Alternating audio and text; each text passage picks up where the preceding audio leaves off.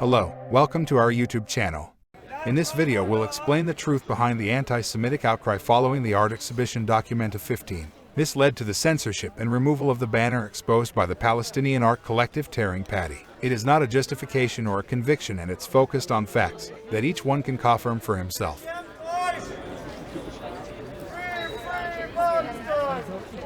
On Tuesday, June 21st, Documenta 15 curators announced and removed a work because it triggers anti-Semitic readings due to an outcry from diplomats and other entities.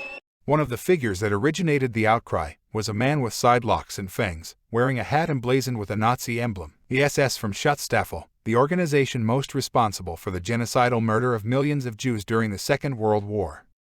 The other one was a soldier with a pig's head, wearing a Star of David on his neckerchief and a helmet with Mossad, the name of Israel's intelligence and special operations service, written on it. Other figures on the work could be identified as members of the MI5 and the KGB. We can see a pig soldier with an American flag holding his penis and way more. It is a very complex and detailed banner and has a lot of information to interpret. To be anti-Semitic is to have the feeling or to show hostility toward or discrimination against Jews. Some people see the Jewish symbols next to the acronym SS from Schutzstaffel as an allusion to the World War II.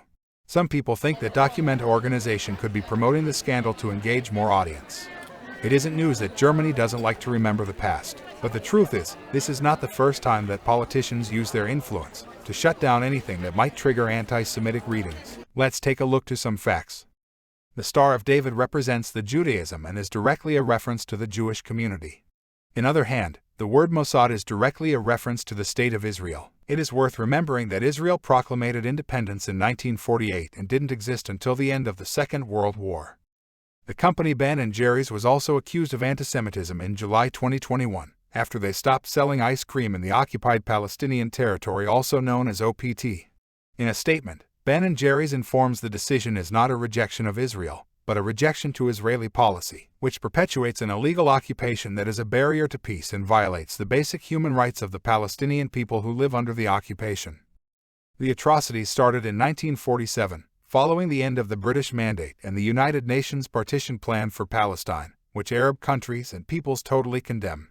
The Mandate for Palestine was a League of Nations mandate for British administration of the territories of Palestine and Transjordan, both of which had been conceded by the Ottoman Empire, following the end of World War I in 1918. Britain stated in the Declaration of Balfour in 1917 to give their support to the establishment of a national home for the Jewish people in Palestine if they won the war, in search of the Jewish financial support on the World War I. Following the World War II, the creation of a national home for the Jewish people also started to be publicly seen as a way to repair the atrocities committed against the Jewish community during the Second World War by the Nazis. What started for some Jewish people wanting to buy lands in Palestine turned into a civil war. Numerous Palestinian villages were destroyed, some people killed, raped, and many other atrocities were committed by Israeli gangs and armies. The occupation of the Palestinian territory is happening progressively since 1947 to this moment. It happens behind the United Nations Partition Plan and without any consideration for the human rights of the peoples that already live there. And on contrary to what happens in Europe, the US does not condemn the aggressor. Barack Obama signed in 2016 an overall package of $38 billion in military aid over the decade 2017 to 2028. This represents an increase of about 6% compared to the previous decade. Since 1948 to this day, Israel became the largest recipient of U.S. aid. Some sources point to an overall value around $250 billion or more. Another curiosity, in 1995, it was adopted as a public law, the Jerusalem Embassy Act. It recognizes Jerusalem as the capital of the State of Israel and calls for Jerusalem to remain an undivided city. This law was waived from president to president until the U.S. Senate unanimously passed a resolution commemorating the 50th anniversary of reunification of Jerusalem. The presence of the Jewish community on the U.S. government is very strong, and the amount of Jews on top roles of U.S. administration just increased along with Joe Biden's inauguration. Just 9 countries have recognized Jerusalem as the capital of the State of Israel, including the U.S. and Israel itself. We are not anti-Semitic, we just stand for the human rights. If you enjoyed this video, give us a like and subscribe to keep up to date. We are working on a video explaining all the details about the conflict between Israel and Palestine.